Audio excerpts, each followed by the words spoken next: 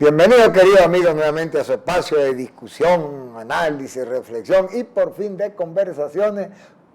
Qué rico show por elvenezolanotv.com.be. Hoy invitamos a Andrea Tavares, conocida dirigente venezolana de Caracas, luchadora de años por la ciudad, fue candidata a alcalde, iba ella marchando porque voten por ella.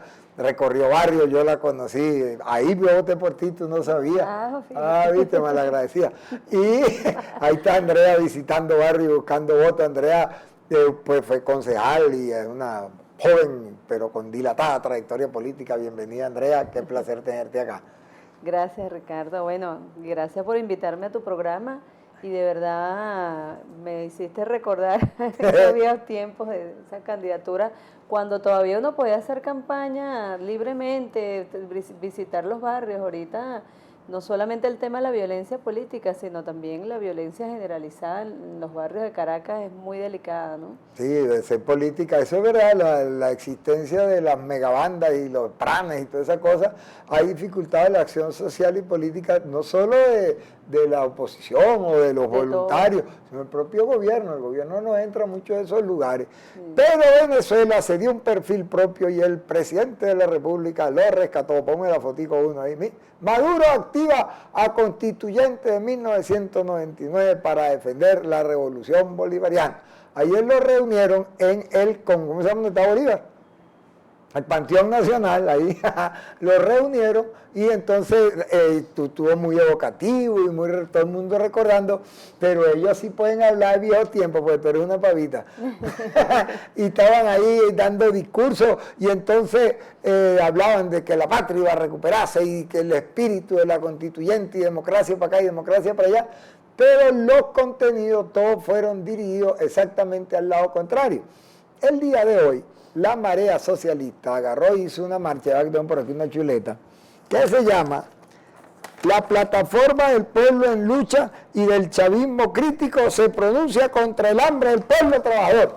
Y se fueron a la Defensoría del Pueblo y le cantaron 4 canciones ahí a Tarek, y en la rueda de prensa que dio el exministro Héctor Navarro, lanza esta reflexión sobre la constituyente.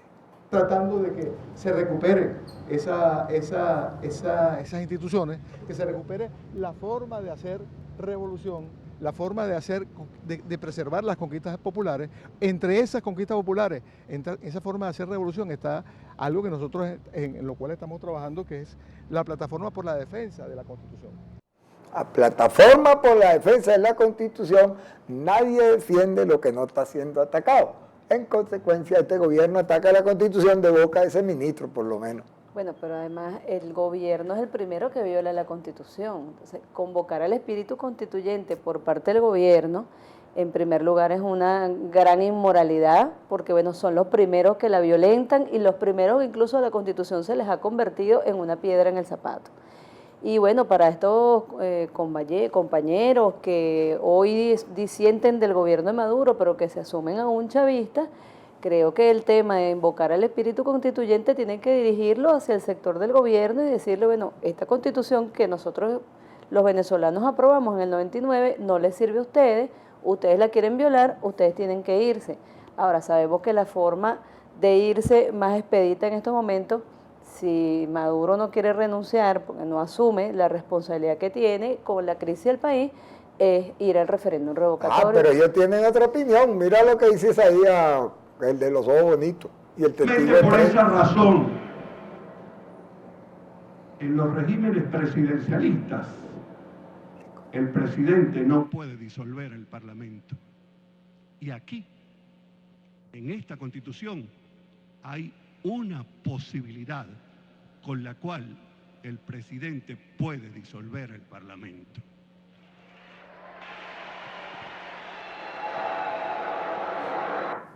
¿Qué constitución es? Nosotros ganamos una elección cumpliendo con todo lo que decía la ley y ahora nos van a volar a los 6 meses. No parece mucho. Imagínate, y en boca de Isaías Rodríguez, que además sabemos el papel que jugó pues en esa primera etapa del gobierno de Chávez, incluso en el 2002, aparentemente salió a la luz pública como un defensor de la Constitución Y hoy plantearse abolir o anular o diluir un poder público como el poder legislativo, que es el que de los poderes nacionales, el que tiene una base legítima, porque fue, por supuesto, producto de una elección popular, disolverlo es un golpe de Estado, no tiene otro nombre. No, usted está equivocado. Mira, explícale ahí a Elías Agua a esta mujer qué es lo que es verdad, el referéndum revocatorio. Explícale. El revocatorio es para revocar a gobiernos oligárquicos y no a gobiernos populares, democráticos, como el que usted preside, presidente. Ahí está, ¿viste? ¿Para qué tú estás? Mira, pero en la primera parte estoy de acuerdo, porque yo estoy convencida de que este es un gobierno oligarca y este es un gobierno antidemocrático, a mí no me queda la menor duda. Entonces hay que aplicar el revocatorio. Gracias, Elías. Habla con Tibisay Lucena, por favor, y que rapidito que nos dé fecha, porque queremos revocar a este gobierno oligarca y te faltó una cosa, decir fascista, autoritario y bueno, por decirlo menos, un régimen dictatorial. Andrea clara y precisa desnuda el chavismo en su farsa constituyente. Ah, muy bien. Ahí que queda muy claro, estos tipos solamente hacen política generando matrices de opinión llenas de mentiras. Así es, y han utilizado el lenguaje político y lo han tergiversado, han generado pues animadversión incluso con proyectos políticos como el socialismo, por ejemplo, cuando ellos en ningún momento pues han realmente impulsado un proyecto de cambios y un proyecto socialista en el país. Este es un gobierno que no pasó de un capitalismo de Estado, pero que es una presunta revolución que se la tragó la corrupción, la ineficacia, la ineficiencia, y bueno, ahí están los resultados. Si ustedes creen que todavía al día de hoy alguien se cree el cuento de la guerra económica, mira, eso es, digamos, en algunos niveles muy pequeños de la sociedad que, bueno, lamentablemente todavía no han tenido acceso, pues, a una mayor formación, a una mayor información. Pero plantearse que este es un gobierno democrático, que la gente está contenta con este régimen, todo el país lo sabe. Todo el país, incluso aquellos que se autodefinen chavistas, son los que están más desesperados por salir de este gobierno de Nicolás Maduro y de este gobierno del PSV, más que cualquiera otro. Y por supuesto, del lado opositor, nosotros sabemos cuáles son los errores que se están cometiendo y tenemos propuestas para abordar esta crisis y creemos que sustituir este gobierno empieza, bueno, por hacer el revocatorio y comenzar a desarrollar todas estas propuestas y salvar a Venezuela definitivamente. Ahí está, yo digo que Andrea habla clarito, yo por eso me quedo calladito, no sé qué me planteé ahí con esa catarata de palabras. Bueno, más claro no canta un gallo, hay alternativas, pero también hay crítica a la MUD y hay una revisión que vamos a hacer ahorita porque vamos a ver la corrupción y las alternativas políticas para la superación de la crisis. Ya regresamos.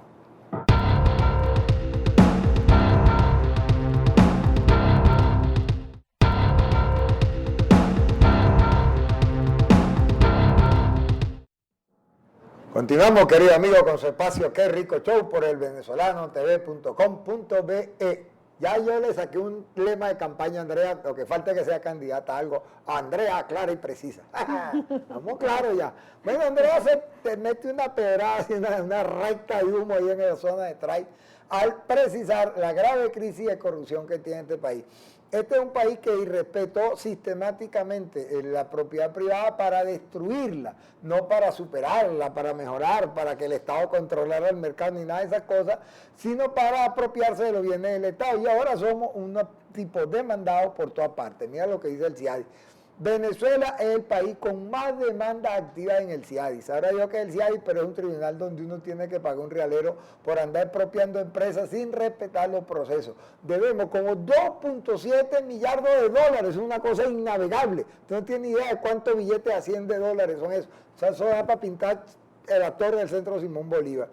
No contento con eso, de destruir la propiedad privada y para robar, el líder de los ladrones de este gobierno dice: no vamos a retroceder ni un milímetro con las empresas recuperadas, y amenaza a la Polar. ¿Qué es lo que pasa? El gobierno es un relajo. Bariclén Sterling le dijo que parecía un perro callejero y avanzan una cosa, retroceden la otra. Ahorita están tan divididos que el sector reformista que estaba creando alrededor del señor Pérez Abad una propuesta económica, lo volaron a todo y dijeron que hubo un error por nacionalizar, y por eso Diosdado dice que no van a devolver ni una sola. ¿Y usted sabe por qué? Porque todos los reales de esas empresas se los robaron.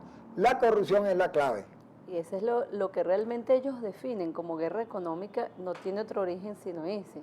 Es la guerra económica que ellos emprendieron contra la clase trabajadora del país y contra la producción nacional.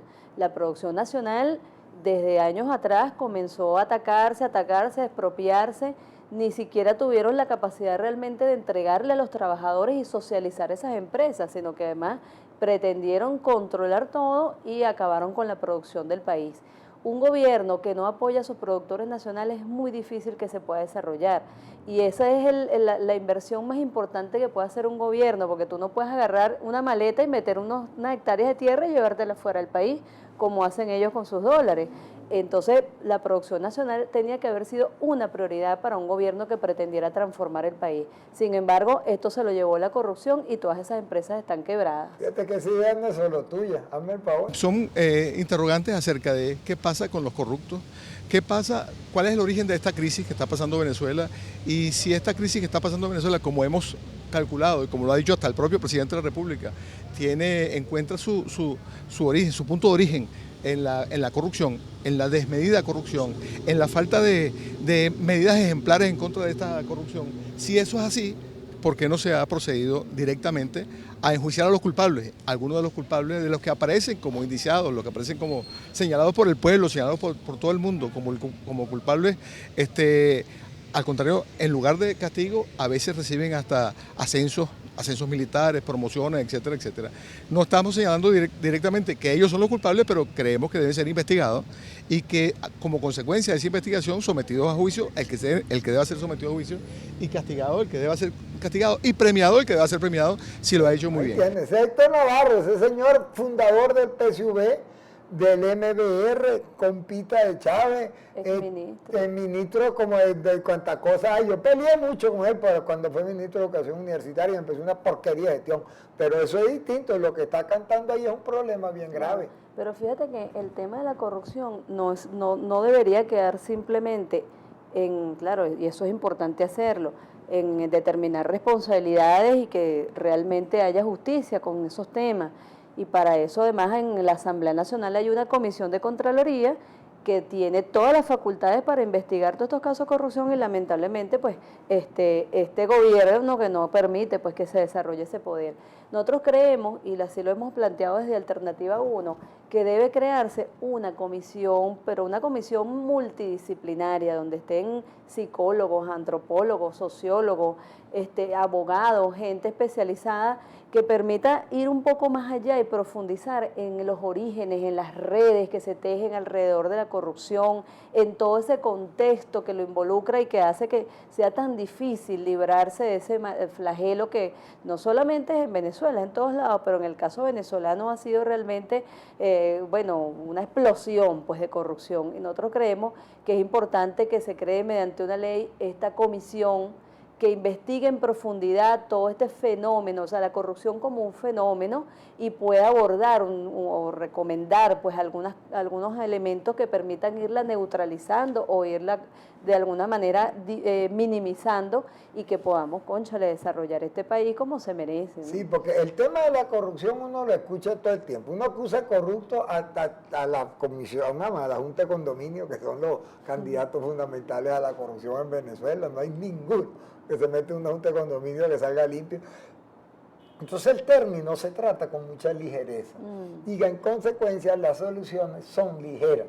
Hay que echar preso a los corruptos, captura a los bandidos, y se le da una valoración solamente moral, y eso tiene consecuencias muy severas en lo económico, es muy disolvente en lo social, y además desestructura el funcionamiento institucional. Usted sabe para quién son útiles las instituciones, para la gente que no tiene palanca. Si usted llega a una fila en una taquilla y le ponen un sello y al que viene atrás le ponen el sello después de usted, ese funcionamiento lo distorsiona el que tenga plata y compra y negocia con un señor de la taquilla. Ese ejemplo elemental pasa igualito para la comida que se pudrió en Pudreval y dejó sin alimentación un gentío. Claro que el cambio de escala hace que la rabia sea general y no pues la rabieta que uno toma ahí en el caso de la taquilla. Me parece entonces bien importante ese abordaje del tema desde el punto de vista así complejo, difícil, porque como el problema es complejo y difícil, la solución no es trivial. Claro, y para nosotros en Alternativa 1 eso sería un planteamiento muy importante como parte, como punto de partida para lo que puede ser un gobierno de salvación nacional. Nosotros creemos, por supuesto, que en esta transición, una vez que logremos salir pues de esta desgracia que hoy tenemos en el país, se conforme un gobierno de unidad nacional y que una de las tareas importantes a abordar, creemos que hay 5 fundamentales, 5 elementos, ¿no? Pero una de las tareas fundamentales es investigar a fondo el fenómeno de la corrupción. Por supuesto, las medidas económicas de urgencia, el tema de los militares, hay varios temas, pero el de la corrupción para nosotros es vital. Ahí le atravesamos a Andrea una foto porque ella se fue a hablar con el nuncio apostólico y no lo dejó hablar. Y le dijo que nosotros estábamos listos para apoyar lo que se metiera en el diálogo nacional rumbo a la constitución o a la elaboración o como se llame, a la creación de un gobierno de reconstrucción nacional, porque esto va bastante más allá de la polarización para la salvación del país. Ya regresamos.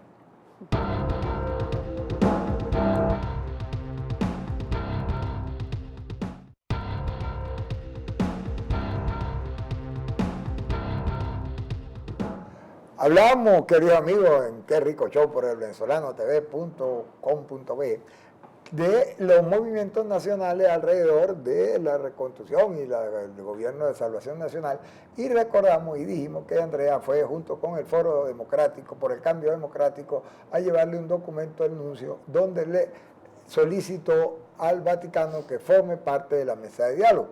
Sí, bueno, la Mesa de la Unidad planteó en su momento la importancia o la solicitud o la voluntad de que el Vaticano se incorporara pues, en un eventual escenario de diálogo en Venezuela. Y nosotros, bueno, como tenemos interés en el Foro Cambio Democrático, que está conformado pues, con distintas ONG y personalidades y luchadores pues de distinta índole, nosotros formamos también parte de Foro Cambio Democrático y hemos insistido en la necesidad de desarrollar espacios de diálogo, y para nosotros la participación del Vaticano es fundamental, y fuimos pues a expresarle pues unas propuestas que creemos debían llevarse a una mesa de diálogo en el caso de que se concrete. Una de ellas es la reducción de los lapsos para la convocatoria del referéndum revocatorio, y la otra es la convocatoria de elecciones en Amazonas, entendiendo que pasa por el diálogo entre el PSUV, que tiene que facilitar con las órdenes que le da el TCJ que se convoque, se define una fecha, y que la Mesa de la Unidad Democrática entienda, bueno, y acepte la repetición de esas elecciones, como un buen ejemplo de lo que se puede hacer en pequeño para resolver todos los problemas del país. De la fortaleza que tienen los diálogos para resolver problemas en paz, que sí se puede, a pesar de que eso es complicado. Porque hay algo que descubrimos en ese viaje a la Nunciatura, y es que ni el gobierno ha invitado al nuncio, ni la oposición tampoco lo ha invitado. Así que a ambos los invitamos a que lo inviten. Porque el diálogo, si no se da, pasan cosas como esta. Ponme la fotico de Cerloteque, Miquiti. Ante la mirada complaciente de la Guardia Nacional Bolivariana, un grupo oficialista agredió movilización en Los Teques. Eso salió en la página de la Unidad Venezuela. Ese señor que estaba ahí agachadito con la cachucha, le dieron en esa foto, no, ese no se ve todos los golpes que le dio el negrito ese con la barba blanca. Y hay otro tipo en otra foto que yo lo he visto pegando que sale pegándole a los periodistas en la avenida Urdaneta. Es sí que es un agresor permanente. En esas circunstancias no puede haber diálogo, no puede haber solución política ni puede haber solución pacífica. Claro, es que lo primero que hay que retomar es el Estado de Derecho. Cuando no hay Estado de Derecho ocurren estas cosas. No puede ser posible que tú, en un país normal cada quien sale a la calle a expresar sus opiniones, a hacer sus protestas, además es un derecho constitucional hacer cualquier protesta, por supuesto, siempre que sea pacífica, siempre que cumpla con lo que está establecido en las leyes. En el caso nuestro, lamentablemente, hacer política hoy en día es muy difícil porque la violencia se ha trasladado, se ha transfundido a la política y bueno, nosotros en un régimen fascista nos cuesta mucho, pues esto es parte de lo que ya hemos venido observando durante todos estos últimos años.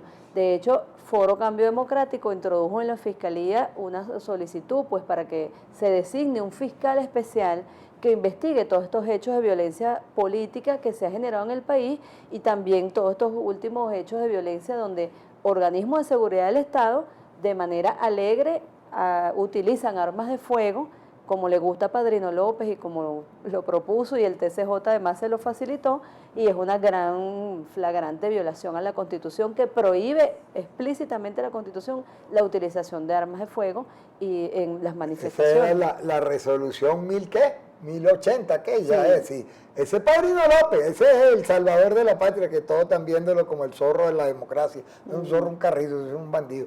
Bueno, el problema en Venezuela, lo presentamos al final, uno de los miles de problemas que hay en Venezuela, está en el intento de desconocimiento de la Asamblea Nacional. En Nicaragua, el compadre Daniel Ortega, que ese sí es verdad que no le tiembla el pulso para el totalitarismo, se prohibió ser de oposición. Si usted es oposición es ilegal. Entonces, todos los diputados que fueron electos por la oposición pasaron a ser ilegales y lo destituyó y destituyó la Asamblea. Una comisión de la Asamblea Nacional venezolana se fue a la Asamblea Nacional y detuvieron al señor William Dávila en Nicaragua y a los señores Luis Florido y Ángel Medina. Denunció el señor Luis Florido que estuvo preso en un cuartico de 2x3 en Nicaragua. Escuchen el siguiente audio.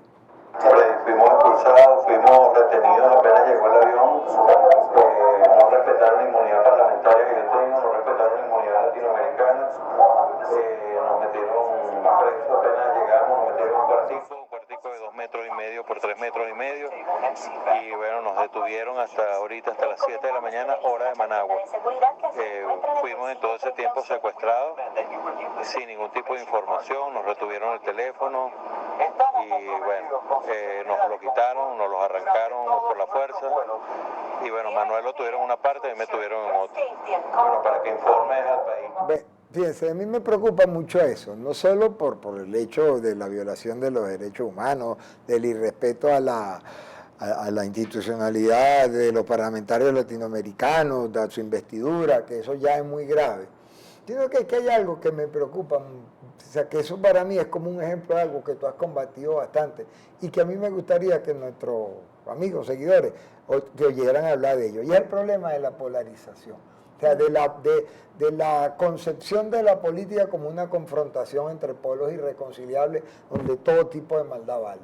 Sí, y esa es la forma de hacer política que nos impuso Chávez en el país, porque la gente dice, Andrés, me ha dicho Andrés, la polarización existe desde, bueno, conservadores, liberales, pero siempre hay confrontación de ideas, siempre ha habido, por supuesto, escenarios para eso, pero cuando tú llevas la polarización a los extremos, entonces ocurre que no hay el reconocimiento del otro. Y si tú no reconoces al otro y no lo respetas en sus opiniones y en sus ideas, nosotros no tenemos una democracia. No podemos vivir en sociedad porque es mentira que vamos a pensar todos igual.